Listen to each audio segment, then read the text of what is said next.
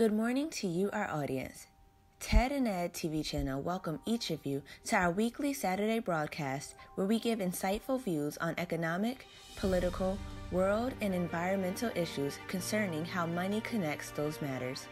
Our hosts, Mr. Ted Harvey Sr. and Mr. Edward Bishop III, are now taking each of you into our world of money and its value, along with the evils that come from the greed of hoarding financial power. He that controls the gold controls the important decisions in this world. The juice. Well, good morning, Ted. How are you doing? We have another Saturday morning podcast here.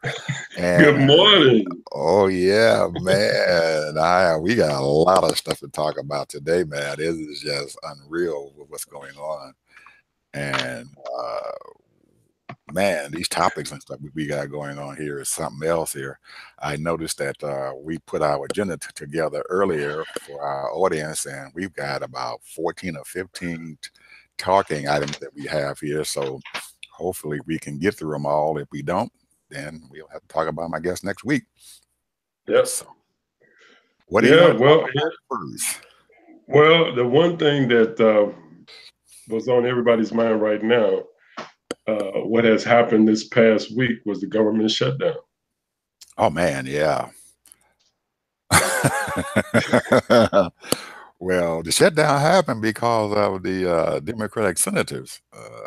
They're in a minority, and I guess they saw a chance to maybe use a little bit of power that they have to create some problems for the Republicans there in Congress and Trump. But it seemed like their efforts and stuff went for naught because old Chucky boy, he kind of blinked there a little bit.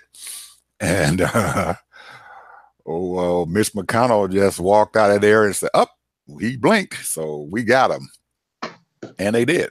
It was a 3-day shutdown for almost nothing. We got nothing from it.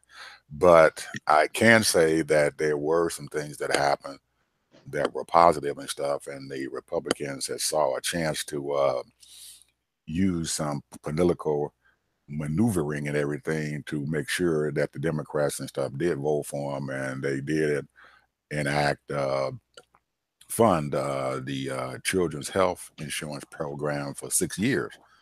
So I guess in reality, the Democrats did get something for it, but what they got for it and stuff was already on the table before they went through the shutdown.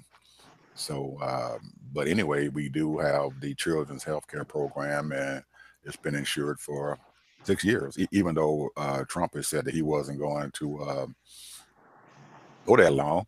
I guess after they had did that shutdown thing and everything, McConnell probably told him and said, hey, man, whatever we can get from this stuff and everything, let's get it in and declare a victory. So McConnell and Ryan and old Donald did a victory lap. They went over there into the White House and got over there, and they all sat around there and smoked the peace pipe and got the cigars out and everything and celebrated a victory over the Democrats.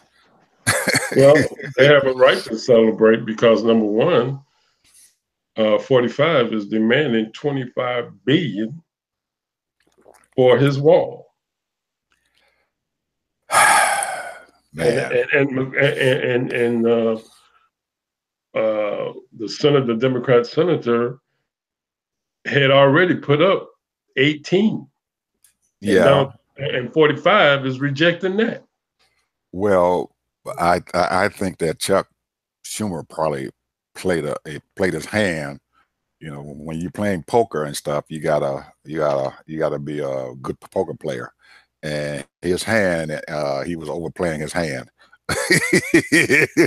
He thought he had all the cards, but he didn't, because he had asked Trump for a whole lot of stuff that he was not going to be able to get. And you know, with old Trumpy boy, the last one to his ear is the one that he says they are right. So. I guess old Steve Miller and stuff, who was sitting there in that White House and stuff, watched Chucky boy leave the White House, and he immediately ran into the Trump room there and said, "Hey, Donald, we don't need this, we don't need that, we need to do this and do that. And so Donald said, yep, we'll do that. So he's letting a 32-year-old run the country. Well, not run the country. He is he has gotten his ear. He's doing what Ivanka was supposed to be doing, and that was to get into his ear and be that last word that Donald hears before he opens his mouth or he gets up in the morning and starts tweeting about what he needs to happen. And I think a lot of those Republican Congress people and senators and stuff now and everything understand about Trump, that if you can get to his ear, the last one to get to his ear is what's going to happen. Is how he's going to think. So if you're the first one there, usually you're not going to get what he says. Oh, okay, let's do that. So he and I think Mitch McConnell told him to do right. Shut the hell up over the weekend when they had the shutdown going on, and to open your mouth. Let us do this. Let us take care of the business over here in the Congress. You don't know anything about this Congress. We'll take care of business. And what they did was okay. He listened to him finally. But Mitch McConnell and Trump have been at odds and stuff through this healthcare thing, the Affordable Care Act, which that they couldn't get done. So he kind of didn't trust Mitch McConnell to understand that Mitch has a lot of power around there, and he knows how to wield that power and stuff in just the right way and stuff to get what the heck he wants. Sometimes he can't, but a lot of times Mitch is going to get what the heck he wants. Here's my prediction. Yeah, and this is just my opinion and my prediction, that they are going to make these people citizens, the dreamers, citizens. But it's going to take them 5 to 10 years. Some of them are going to get it right away. Some of them are going to be 5 to 10 years. And they're going to have to report to, the government every year to re-up and then eventually they would be citizens. Then on top of that, they're not going to allow them to bring other family members to the country to become citizens. I forget the name, what they call that, but and that's what's going to happen. And a lot of people's going to be upset, but then they're going to say, oh, well, it's going to take them 5, 10 years before they become citizens anyway.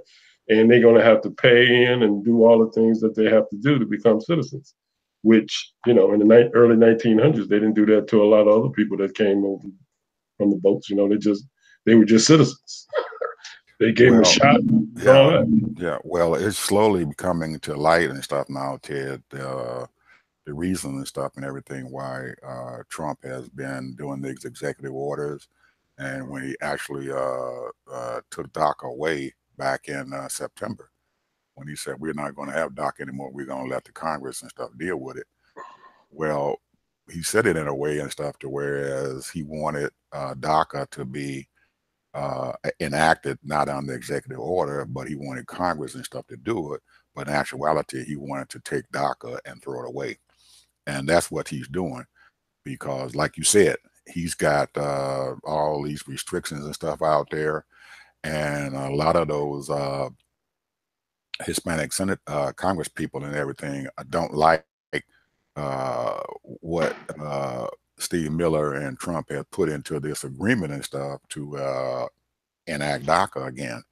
And I think, with all those restraints that you just talked about, they're not going to quickly agree and stuff to what's going on there. But it's going to take a real strong person and stuff out there to get those dreamers and stuff to agree to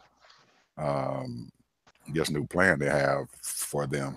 And I know it looked like a very insensitive and stuff on the government's part and on Trump's part of what they're doing, because that's a long time, man. 10 years to wait to be a citizen of this country, and then not to bring in anybody else and stuff into the country and stuff during that time, man. And I'm pretty sure that Trump knows that at least over half of them, or maybe 2/3 of them and stuff and everything, will not make that 10 years. They aren't going to be doing it. And then I'm pretty sure he's hoping that Congress takes it and enacts some other laws and stuff and everything to make it even tougher for them to become citizens. So I really believe, and his policies and stuff are showing that he is trying to reduce the population and stuff of people of color. Oh, well, there's no question about that. I mean, that's the whole agenda as far as that goes. That's why he makes certain statements what he makes. So, I mean, we knew that, when, the limited amount of people from the continent of Africa comes to this country as far as citizens, limited amount of people from Haiti comes, and other people of color as well. But they do use a lot of people that come in on these visas, these working visas that have been already educated in technology and certain fields, doctors, nurses to come over here, and they pay them less money to work here. I know that from firsthand experience when I was a banker. These people come in, they'd be under a employment agency. They are engineers or technology people, and they pay them half the cost. Instead of making over 120,000 or whatever they make. These people, they make half that, 60,000. And to them, that's a lot of money. Absolutely. And we see it all around us, because I know you just left the hospital. And a lot of those people there in our healthcare system and everything now are foreigners from Philippines, from a lot of these Far East countries and stuff. They are foreigners. You go into these hospitals now, man, and over half their staff is foreigners. And like you said, they're not paying them anything at all. They over here, they're RNs and stuff and everything, and they are paying them what they want to pay them. They're not getting nowhere near the amount of money that normally that an RN and stuff would get. But they are so happy to be able to come over here and earn that kind of money. And like you said, most of them are taking part of their income and sending it right back to their country. Oh, yeah. Billions. They're exporting our dollars back to their people and stuff, their families and stuff over there, and these countries and stuff can live okay. So absolutely. It's something that this is going on, but I don't know. And the more people try to show that these policies and stuff are to get people of color and stuff out, the more you find that the media or whatever are not articulating those sentiments and stuff out there and stuff with people and stuff over there. And just like you said, we know it, but a lot of white folks and stuff out there, they are looking at it and everything. Oh yeah, I mean, we gonna, and in actuality, they're being silent about it, and they're okay with it. Yep, absolutely, they're okay with it because I mean, that's just life, though. I mean, we live in a global society. And capitalism is involved with that because capitalism is all about making money. And when they make these hospitals for profit, it's just like a corporation, we're going to try to get the best people for the less money. Absolutely. So that we can make a profit. And speaking of global stuff that's going on out there, I see old Donald has went out and he's got this. He's using this America First platform that he had when he came into office, and he is starting to create some real global problems out there for this country, enacting these tariffs and stuff and everything against South Korea's goods or whatever. There's a tariff now on their washing machines is coming into the United States, and a couple of other things that South Korea has gotten, and he's starting to slowly add tariffs and stuff to a lot of things. He did it to the solar panels and stuff that are coming in here into this country and stuff. He's enacting a tariff and stuff, making it more expensive for this country to buy their products and everything. And so letting people and stuff in this country who are producing these solar panels and stuff be able to create jobs and stuff there. Now, it might be good in a way for him to do that to increase jobs and stuff here in this country, buying our own products, but it's also creating other problems and stuff out there. Um, with this, that TPC, that Trans-Pacific Trade Agreement that Mm-hmm. Obama was trying to get enforced and stuff, where these 18 countries out there had an agreement and stuff for trade. And then NAFTA and stuff now is coming up. So, and Trump has already said, hey, I'm not going to even get involved in this Trans-Pacific Trade Agreement. And now that he has done that and stuff, those other 17 countries out there, they have enacted their own Trans-Pacific Trade Agreement and stuff with Canada and a lot of other countries and stuff. And so he's, in essence and stuff, locked us out of trade and stuff with these other countries. So our trading with them or their products coming into our country now is going to be a lot more expensive or whatever. But Canada has opened up their borders and stuff and everything for products and stuff to come into their country. That's probably going to be cheaper. Well, the thing about it, 45 opened his mouth talking about Mexico and China. I'm sorry, Canada. Canada, we have a surplus in imports. As far as that goes, we sell more products. They buy more products from us than we do from them, and so therefore that's a surplus. Now, Mexico, there's a deficit, but the point is that you're doing business with a country that you already got a lot of companies, corporations over there. So therefore, basically, it's sort of kind of like really even out because all these corporations making all kinds of billions of dollars building parts, auto parts. They're building all kinds of other things that's over there. Mostly auto parts. That's where they make their money at. And then they're building cars over there. It's in factories, and now I understand that some of the factories, or I think it was Ford, that's saying that they was going to leave Mexico, one of the auto dealerships. But the point is that you have to do trade in order to survive. That's and then other countries, if you want them to be a capitalist and a democracy and all of that, you have to sort of kind of work together. And if you don't work together and you're going to do a trade war, then you got a problem because then you got people not working, money's not flowing. So absolutely, it can be a good thing on one hand, and it can be an awful thing on the other hand. So you have to be as the leader of this country, because he is. I can't say he's the leader of the free world anymore because he's lost that status. Oh, yeah.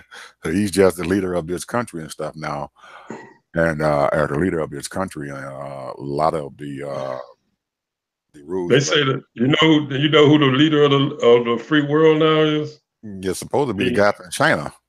Well, they're saying that the lady from Germany too, Angela.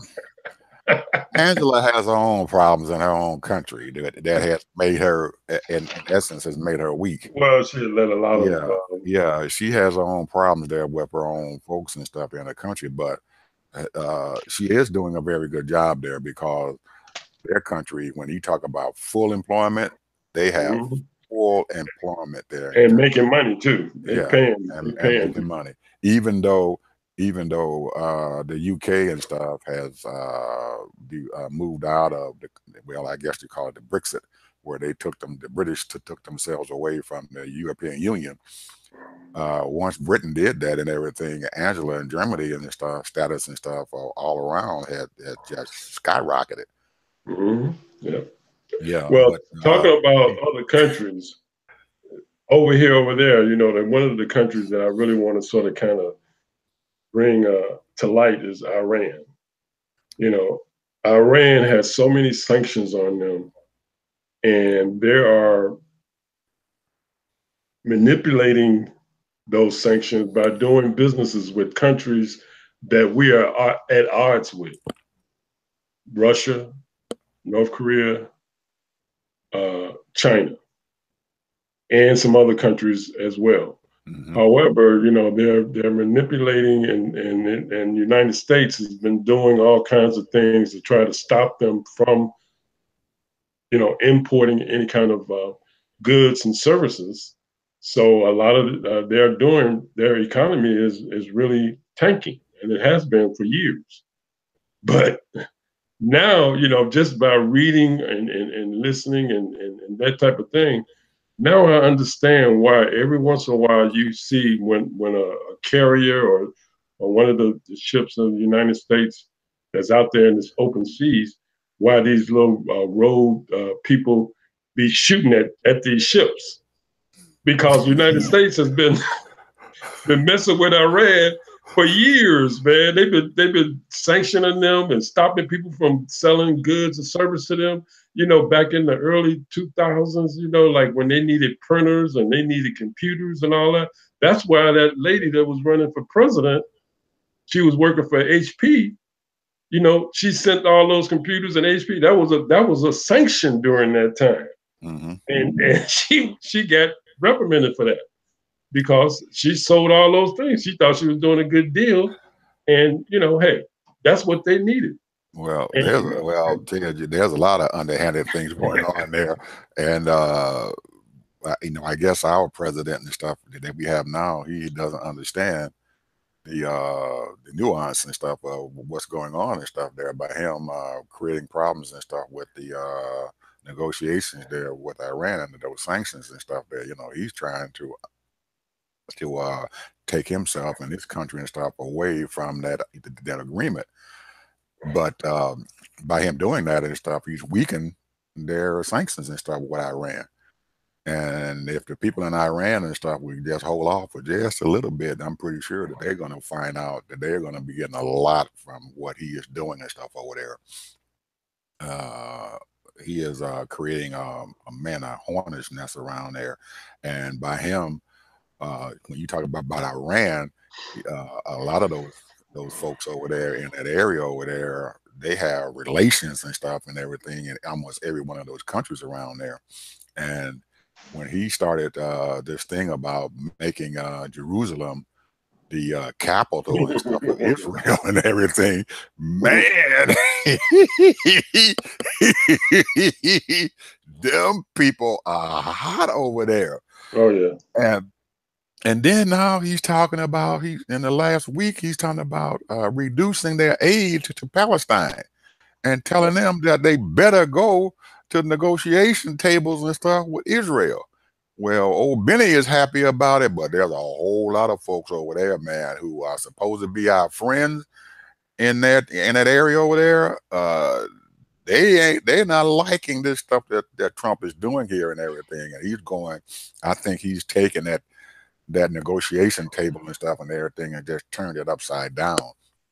And he thinks he's doing something good about it, but he is creating some havoc over there, man. That's going to create us problems and stuff for many, many, many years, because those Arabs and all those folks over there have been fighting for decades, for centuries, and they have not been able to get themselves together yet. And by doing what he is doing, he is just upsetting the apple cart, because president after president after president have tried to have peace negotiations and stuff over there with Israel, and they found out that is the hardest thing in the world to do. And that, well, I don't know. I think the bottom line is, as far as that goes, when you compare the monies that the United States send to Palestine, to Palestinians, versus what they send to Israel, it's no comparison. It isn't. We talking maybe $200 to $300 million to billions. I'm talking about billions. Right.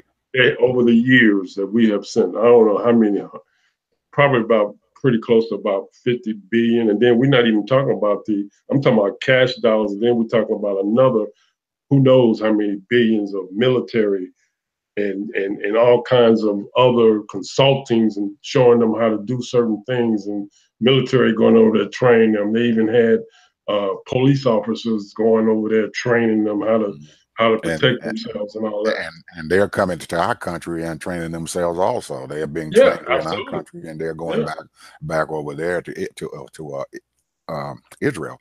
So yeah, you're right. Israel has gotten a lot of everything from us, and they depend upon us to which keep them brings safe. me to today's status. Okay. All right, because this is the thing. This is one of my pet peeves. They send billions of dollars to Israel, which is fine. However, what about the urban communities? You know, I was just researching the other day the top 50 of these research people. They get billions of dollars, millions of dollars a month. Some of them millions of dollars a month, and they do not talk about the urban areas. What it is, and the reason why I'm sort of kind of switching gears here is that the investments in the urban areas, and let's just put it just like it is, the Black community, they are not putting money in the Black community for redevelopments and to improvement. They're not in, people are looking for loans to start businesses. People are looking for grants to start businesses. I'm talking about major businesses. Instead, they let other people from other countries come in and they give them all the money in the world or money coming from other parts of the country to help them out to start their own filling stations. They buy franchises, all of that. But we have in our own community, you ride through, any parts where there is a Black population, it's a plight. It's no, you don't see any banks investing in there and going in there in the community and what have you. So this is a problem. And it's racist. That's what it is. I'm just going to say just what it is. It's racist. It's prejudice. It's discriminatory. And it's taxation without representation, because a lot of us pay sales tax, property tax, income tax, all of those things, and we should get our share. But they give all these monies to all these other organizations, all these schools and universities and what have you, and we don't get our share. And that money should go back into our community, because the Black community is a $1.5 trillion consumer market. We are, the monies that we generate. We are the seventh, or anywhere between the fourth or the seventh largest, as far as if you compare us to a country, the largest, it's the seventh in the world. It's not a whole lot of countries that's making trillions of dollars in their GDP. Well, I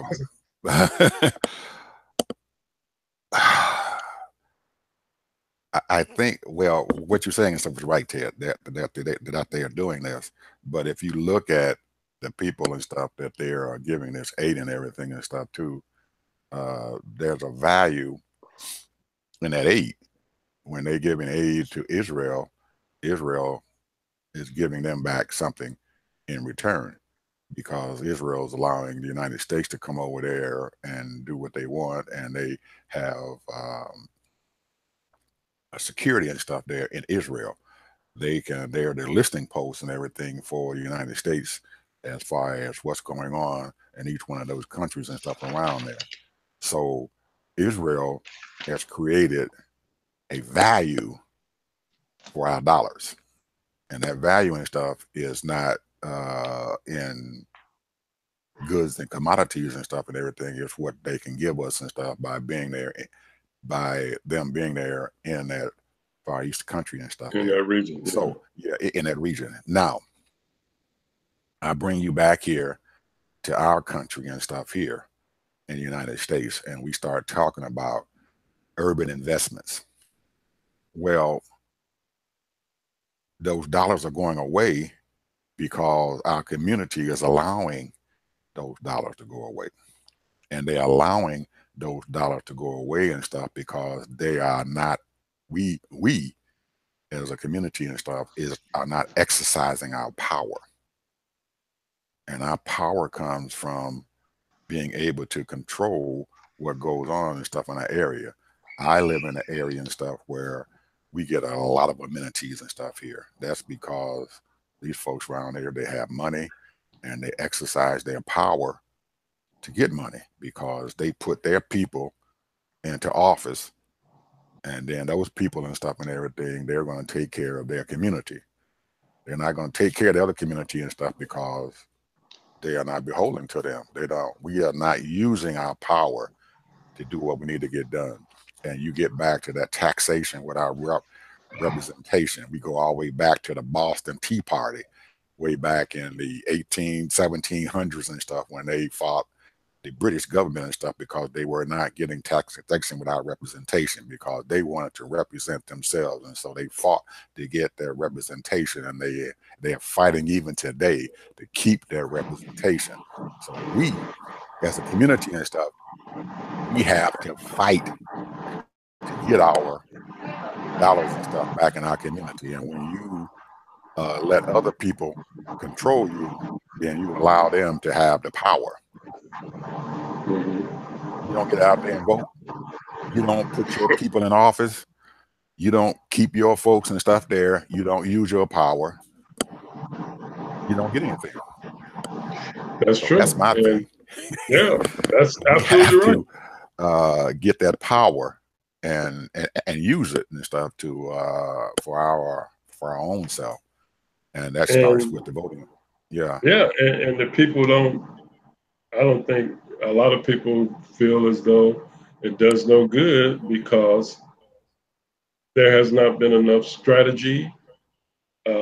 There has not been enough really people coming together and realizing that how powerful voting is and getting people elected so that they can make those financial decisions for the money that need to go directed in the right place. It can't always go to certain areas, like you mentioned, your district area, they get what they want. Well, that's the same thing that should be happening in the urban areas. Absolutely. So anyway. Yeah, until we get that power in our hands, it determines where that money goes to.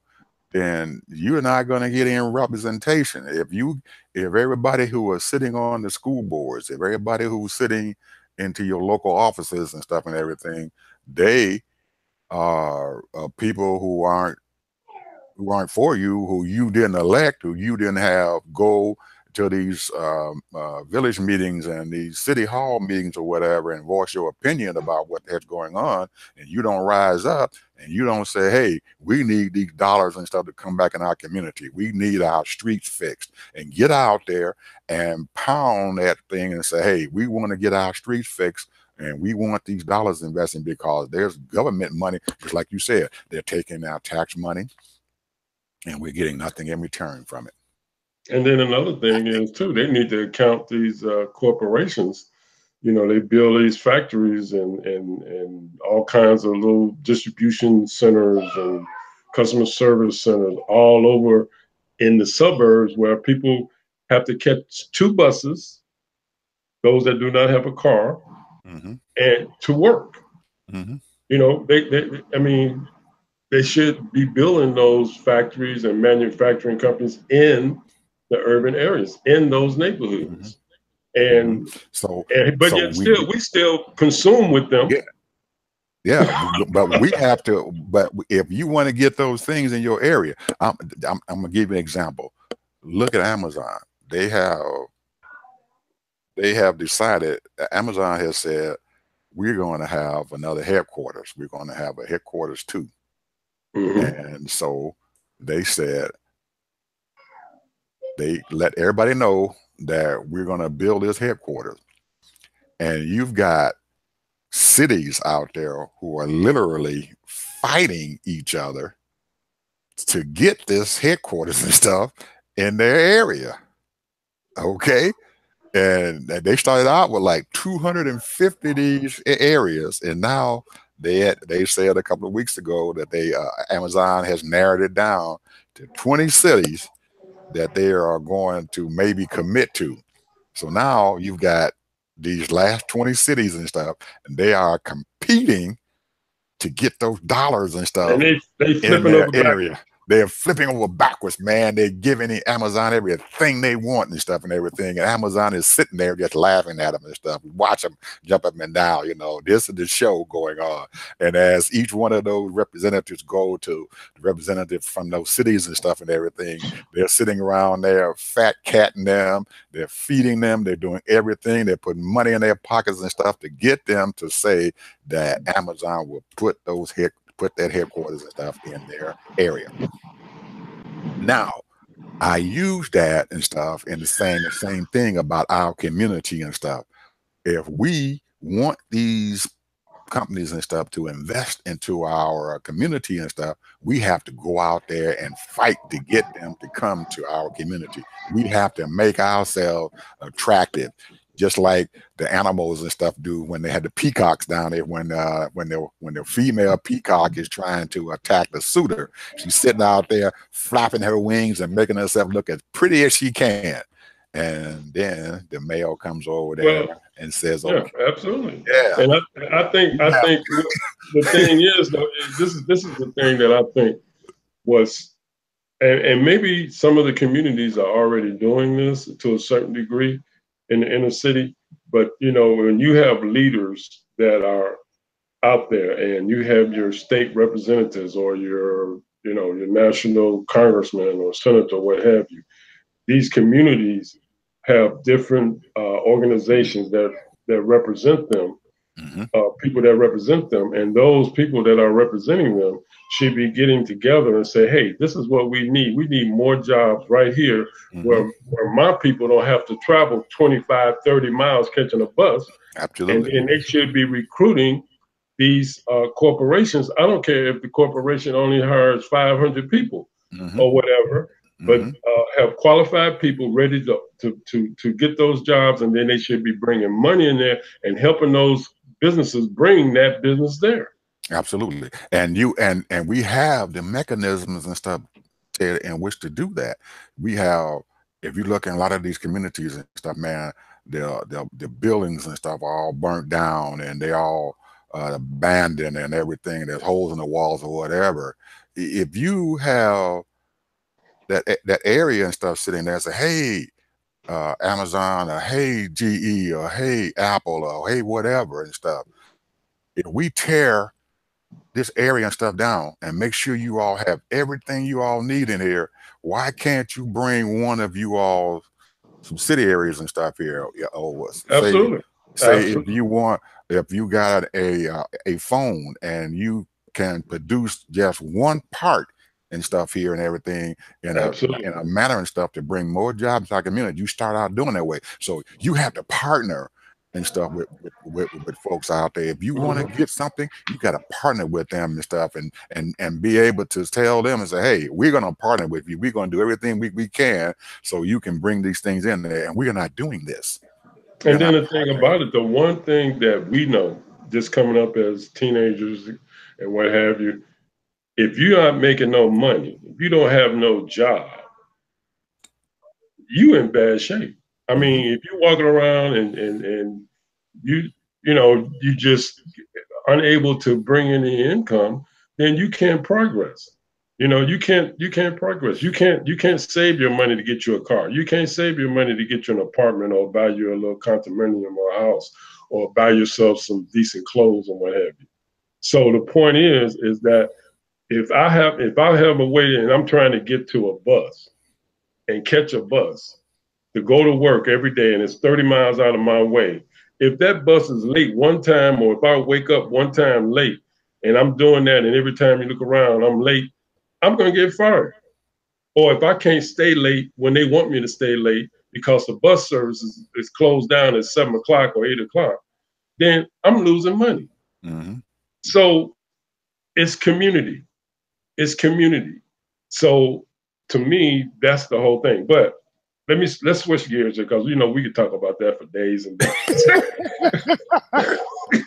Yeah, because I'm looking down here and there's examples and stuff sitting right down here in our in our agenda here. When you talk about how Lockheed won a contract for $59 million. $59 million The U.S. defense contract. From a defense contract. Now, Lockheed won that, but I'm pretty sure there were a lot of other companies out there like Boeing and other foreign companies who wanted to get that contract, but Lockheed won that. And how they won that contract, we have no idea, or what they spent to get that contract, we have no idea.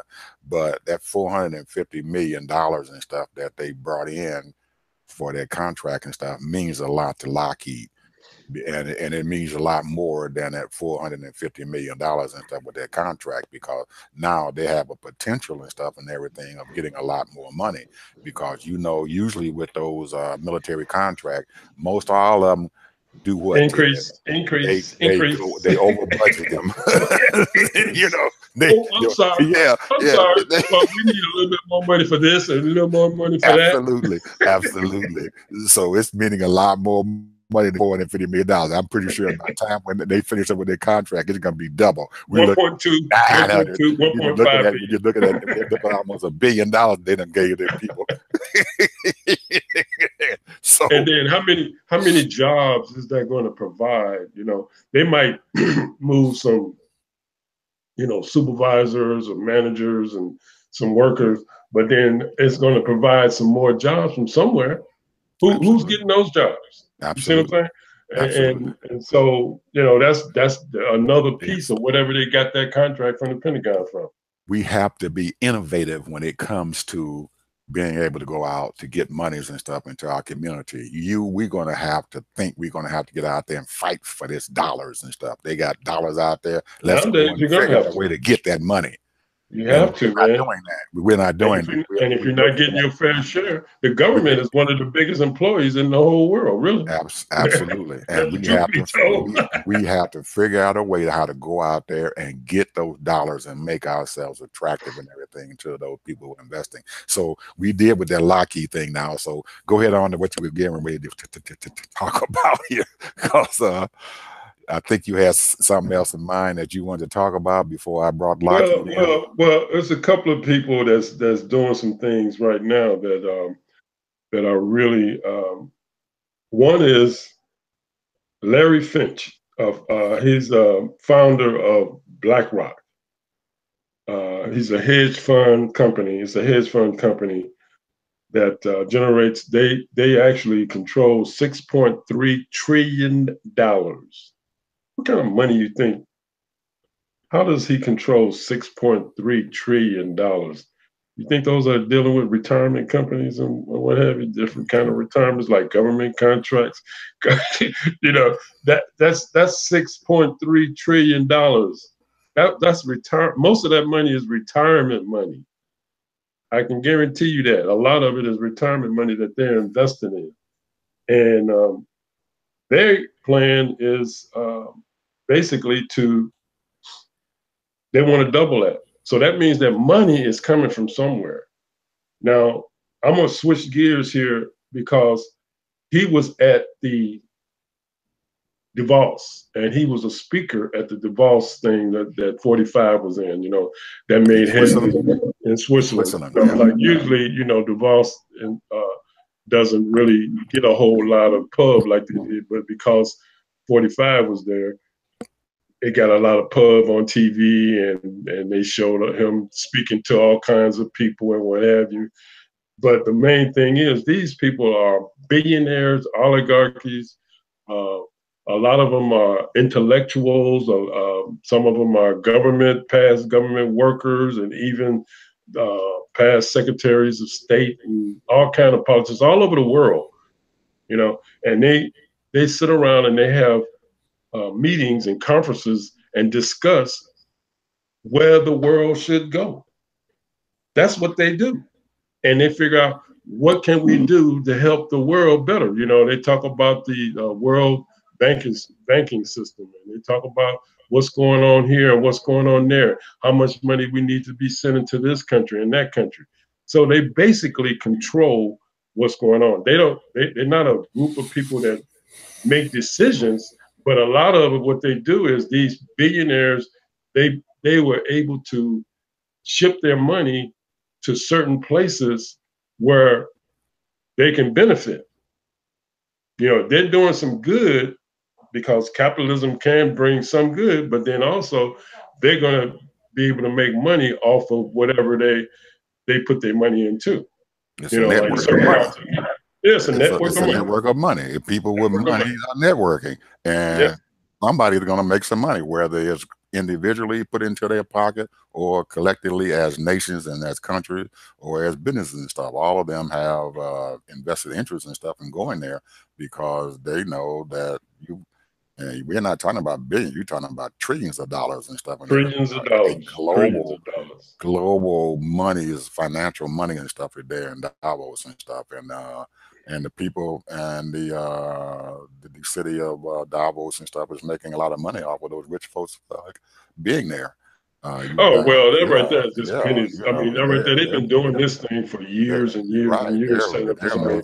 They're making billions of dollars off of it, and that is not even the conversation. The conversation is when you have all of these power people, decision makers, and getting together. That's the reason why 45 went there, because he wanted to meet a lot of these power brokers so that he can get into the scheme. Because nobody's ever really accepted him as a billionaire and a decision maker and what have you. But these people are big time, because they go and they deal with oil, they deal with all the resources. Their money is everywhere. Their money banks. Huge banks. Huge banks. Yeah, people who control a lot of money. And we know 45 don't deal with banks. All he do is don't pay them back. Well, he's dealing with slush fund money all the time. He's got he's laundering dollars from the crooks. Well, he knows how to launder that money. Hey, talking about crooks. Now, I'm not calling this guy a crook, but Steve Wynn. Oh man, he's a casino mogul. And he is the RNC, the Republican National Committee's finance chairman. He handles the money. He deals with the money. He out there trying to get the money. He's just been accused of sexual misconduct. Now, we know that has been a big topic, and it seems like every week there's a big time somebody is getting called on the carpet. Mm-hmm. So it's amazing, man. I didn't realize that it was that prevalent as far as this sexual harassment, because, I've worked in 3 or 4 major 500 companies, and, I've always tried to respect and treat people the same. I don't care if they're male or female. If I have a supervisor or a manager as a female, same situation, treat them the same way. Just like a male. If you go off on me, I'm gonna go off on you. I don't care if you're male or female. If you don't treat me with respect, I'm not gonna treat you with respect. That's just the way I did it. And a lot of them were just as tough as anything, and male and female. So but the point is, I never saw that kind of side of, well, I guess a thing, because I'm sort of kind of like a family man. I do my job, go home. Mm-hmm. After work stuff, I'm, hey, that's what you do behind after work. That's your business. Well, I'm pretty sure that old Stevie boy probably is not going to feel any hurt at all from these accusations and stuff of sexual harassment and stuff by him. And I say that and everything because he's Steve Wynn, as most everybody should know and everything. He comes from Las Vegas.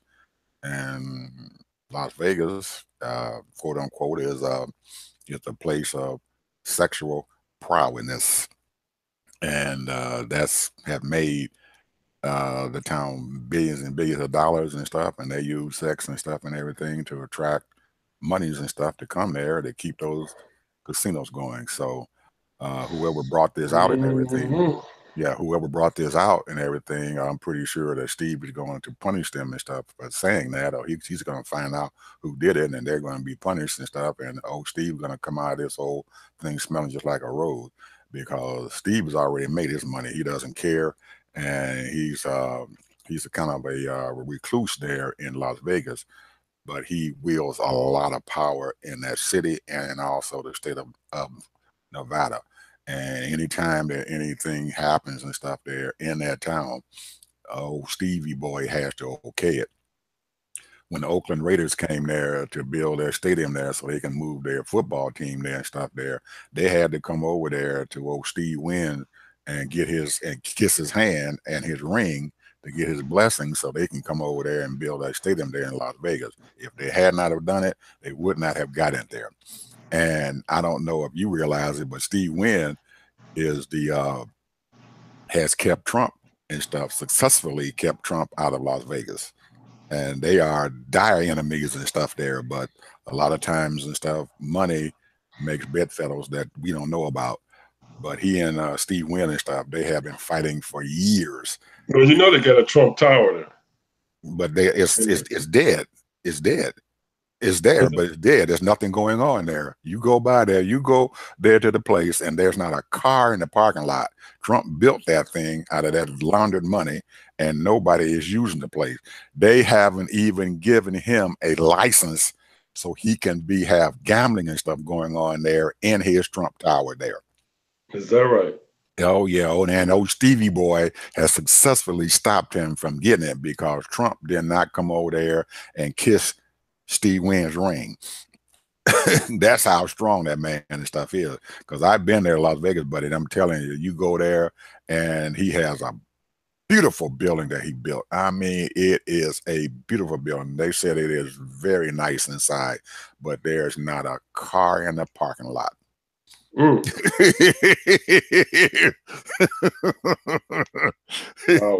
Yeah, so that's old Stevie Boy anyway. So he's something else there.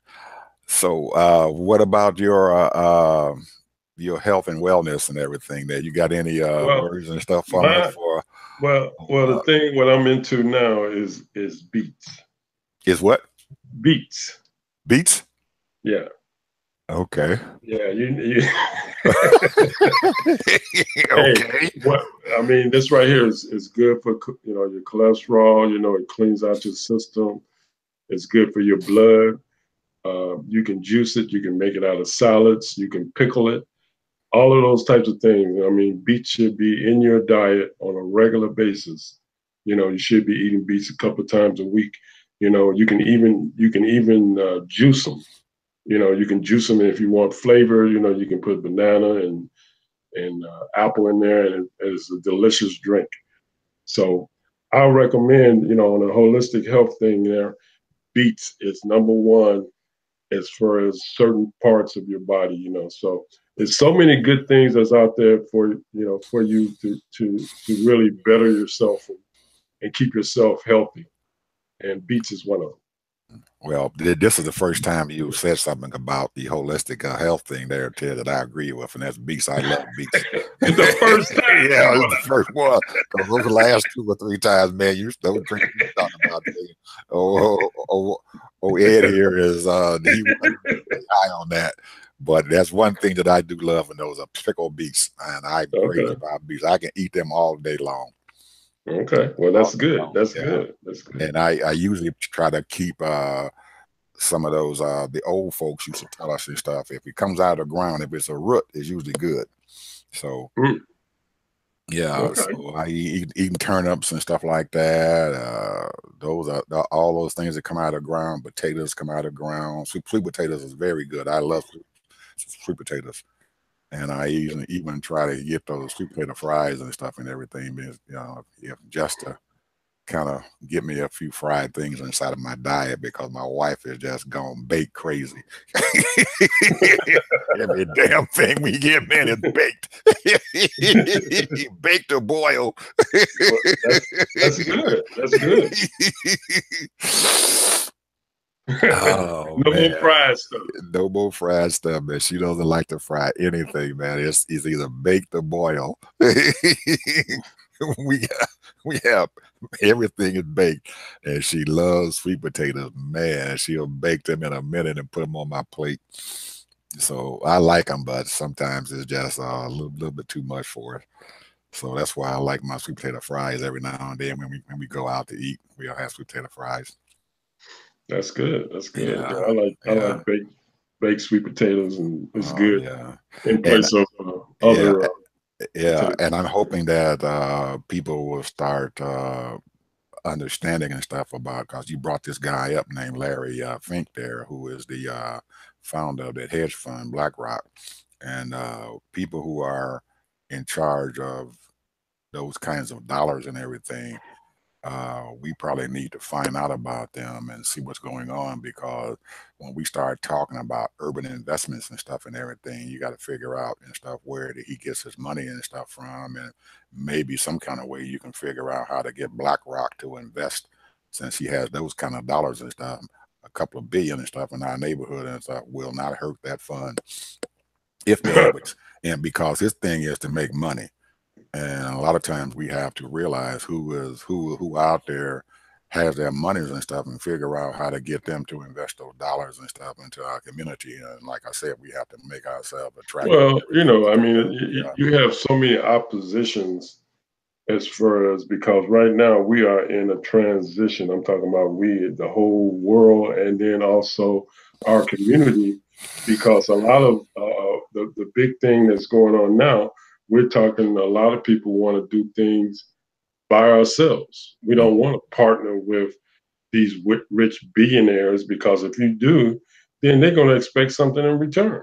Oh yeah. Well, So if you don't have, if you don't have the dollars and stuff, Ted, you gotta a lot, like my dad and mom. You tell me you got to crawl before you can walk. yeah, So get out there and crawl absolutely. for a little bit and stuff, and then as soon as you can stand up and walk and stuff, then that's when you start going off on your own.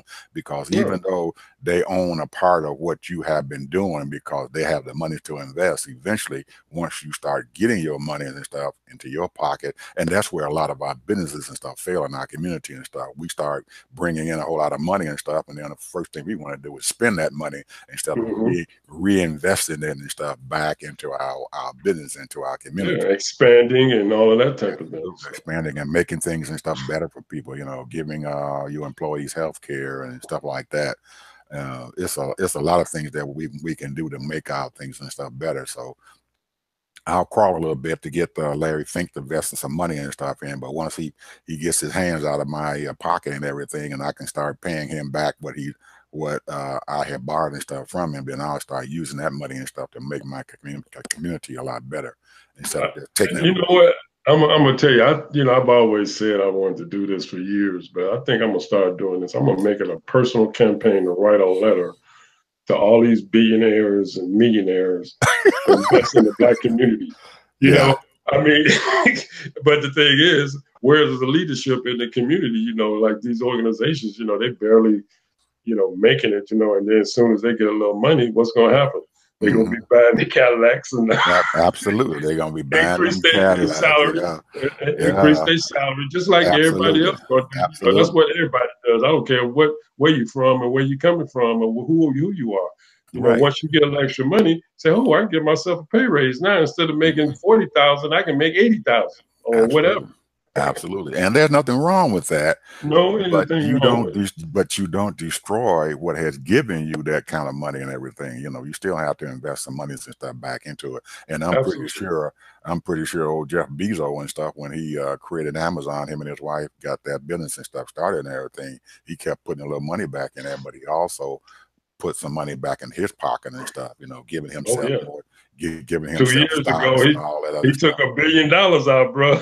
Yeah, Cash. absolutely. You got to take some of that money and stuff out and put it away and stuff for yourself. And I'm pretty sure he still has a lot more stocks and stuff out there that he can deal Oh with. yeah.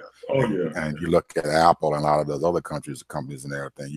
Tim Cook, the CEO and stuff and everything. He's stockpiling his daggone monies and stuff there, and eventually he's gonna start pulling some of those dollars and stuff Oh out of yeah. Apple Absolutely. and everything, and putting that and stock that money away and everything for a rainy day, just in case Apple, because he's not going to be the Apple CEO for the rest of his life. He, No, I give him really about 3 more years, 3 to 5 yeah, more years, if he's if gonna be that. gone. Yeah, he got to go ahead and leave, and then his successor and stuff and everything. If he's not the person that he really wants there, I'm pretty sure that old Tim's going to pull all his money and stuff out of there and buy some other stocks and everything. So, or just take the money and stuff and live off the interest off the money.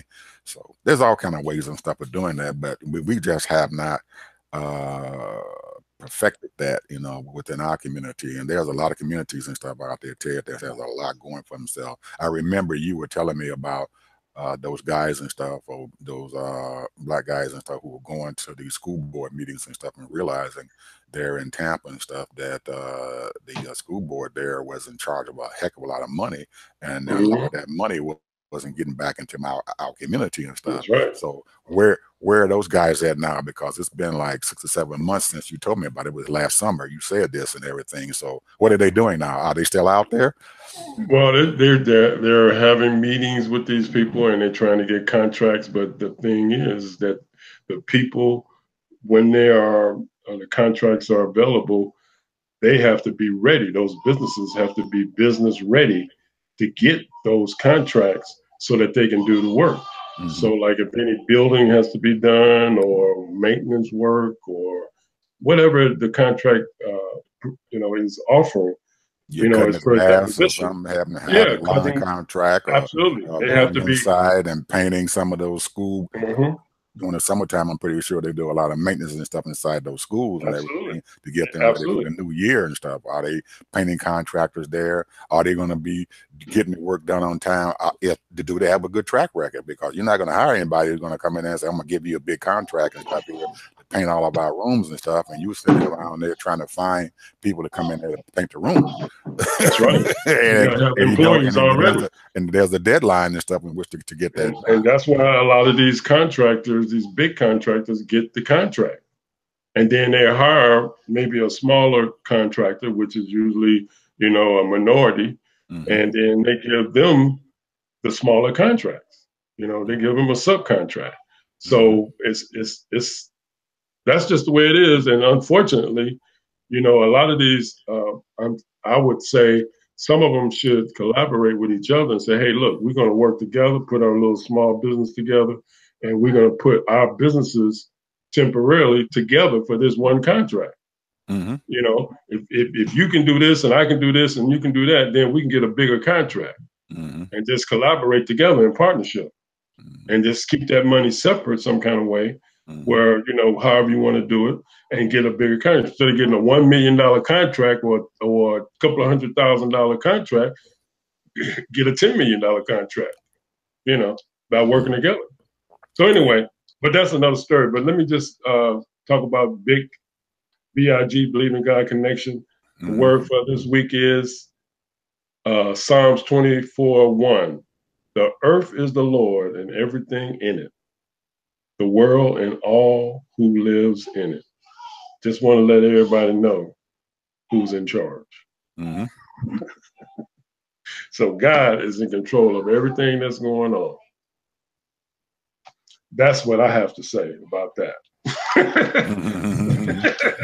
He is. And this morning, my wife and I, we had a conversation about him and about how we overlook him a lot of times and don't realize that he is there and stuff with us no matter what. I brought up in a couple of Bible verses and stuff when they were talking about this guy was walking along the seashore, and there were tracks and stuff there, and then all of a sudden the tracks that would follow him had left. And he's sitting there and stuff and saying to, he said, he praying and said, God, you left me. And God turned around and told him and said, no, son, I was carrying you.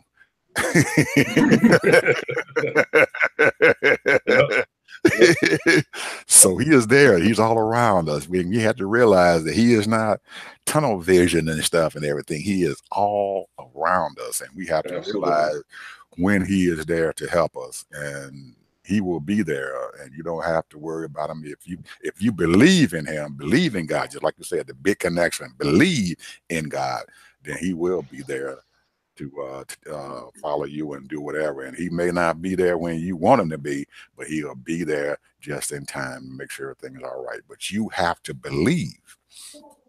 So, absolutely. Okay. Yeah. I agree. I just want, before we look, one more topic here I want to talk about before we go, because we're pretty much out of time. Apple Did we talk about that Apple HomePod? Apple HomePod. No, we haven't talked about that yet. Because we got several other companies that got the same thing. So we running in competition here, or what's going on? Amazon Echo is there. Amazon Echo was the first one out there on the market. Oh, Jeff Bezos and his company and stuff and everything, they jumped on that market real quick with the artificial intelligence, but he was limited in it as far as what he wanted to do.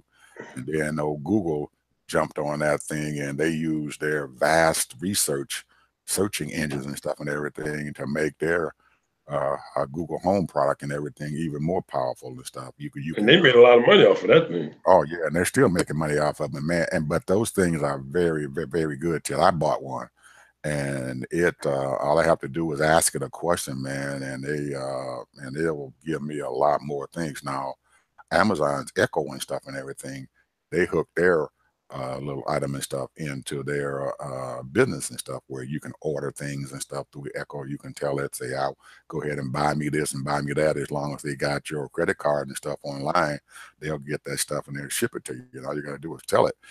Well, Google Home can't do that, and Apple's HomePod can't do that. So there are good things and stuff about each one of those items and stuff out there. It all depends and stuff on what you're looking for. And you know what Echo has done? Amazon, they have hooked it up with autos. They have hooked it up with automobiles. Well, Apple has already started doing that, and Google is thinking about getting into that. But I think Google and stuff is more it's concentrating more on your home products and stuff. Your thermostats and stuff in your home, your refrigerators and stuff like that. That's where they're narrowing their stuff into. And they also narrowing their stuff into being able to get educational items and stuff out there, with their Chromebooks and stuff like that. So Google is really expanding themselves way out there and stuff, and they got a lot of products and stuff that are coming down the pipe, and they're going to be giving Apple probably is going to be the first $1 trillion company, but I'm pretty sure that Google is not going to be too far behind them. They have a lot of stuff there, and I'm in that Apple ecosystem of Apple. I've got Mac all over the place and everything, and I have my iPod and my iPhone and my Mac computers and laptops and all the other stuff and everything. But Google is really coming along real strong, and there are going to be some competition, because at first and stuff, Apple and Google were fighting each other. But Apple convinced Google convinced Apple to allow them to put their browser and stuff on to their systems and stuff and everything. So now they're working with them. But Google paid a big price, man, to get that browser on there. They pay Apple probably about $6 billion a year to allow them to have their browsers and stuff on Mac's products and stuff, their iPads and laptops and their computers. But it's paying off. It seemed like to me it should have been the other way around. It should have been, but it wasn't. They were that, and I was surprised when I found this out. And I found this out about 2 years ago. They were paying them that kind of money, and they finally came forth and stuff and said, yeah, they had been paying them that money for a long time, and they just had given them another $6 billion check and everything to keep them on their system. But it's paid off, man. That $6 billion investment to them is paying off and stuff, and big time and dividend. And I'm looking forward, Ted, to see what this Apple HomePod is doing and stuff. I have not did a lot of research and stuff. I wanted to find out about it and stuff because I'm more interested in Apple stuff and everything. My laptop, and my iPods. Comparatively priced, though, you're talking $350 basically. For what? The HomePod? For a HomePod, how much they charge? $349, $50 or whatever. This is first and I've seen it out there, but I am not. I don't. They are like they have. Apple has an Apple TV out there, and the Apple TV box and stuff and everything it's expensive too. But I think what makes them more desirable than Chromecast and a lot of other people out there who are getting into the streaming business and stuff and everything, because that's going to be the next generation of what's going on out there, streaming. And Apple has been into that streaming business for a while, and Google has gotten into it, and they've been into it for a while using Chromecast. But all of them now are getting into this multimedia thing, having internet stuff available for people to go on the internet and be able to see their programming and stuff now. And your Comcast and your AT&T and Charter and all those other folks and stuff and everything who were making big dollars off of cable TV, they're losing money, man. Like, oh man, like a cancer patient loses weight because people have abandoned them and everything. So the only thing that Comcast has and AT&T and stuff now have is their phones and the internet service and everything, because Comcast and AT&T are tier 1 internet companies. And that gets us back into that thing about the net neutrality and stuff out there that's going on. Absolutely. So maybe next week we need to talk about net neutrality and stuff and what the states are doing about it. Right, we need to really get into that, because that's going to be it's a big deal, man, a very big deal. And there's artificial intelligence and stuff out there.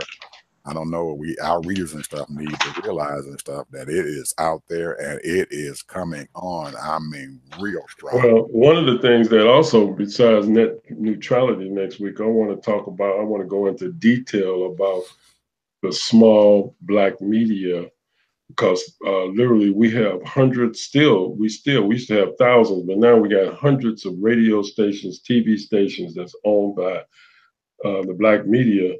And we need to really find out what is going on with that, because they're operating under a shoestring. You know, the advertisers are not advertising like they should be.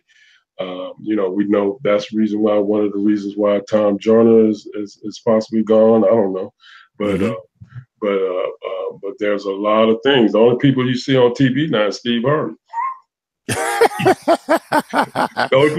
Steve Harvey got a radio show and 5 TV shows, and he might not be on there for a long time. You know, he might be gone. After a while.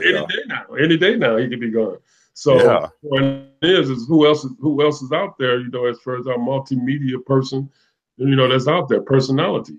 You know, we need more people that are out there in the media and hosting shows and what have you. Now, there are some cable companies that's doing a lot of game shows. I see Snoop Dogg is doing a game show.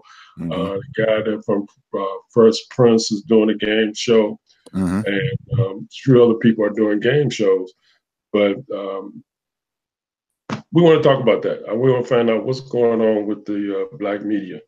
Okay, we will do that, and we want to let our audience know that we've enjoyed being here today, and hopefully they'll be back next week, and we shall see you next week. Bye-bye.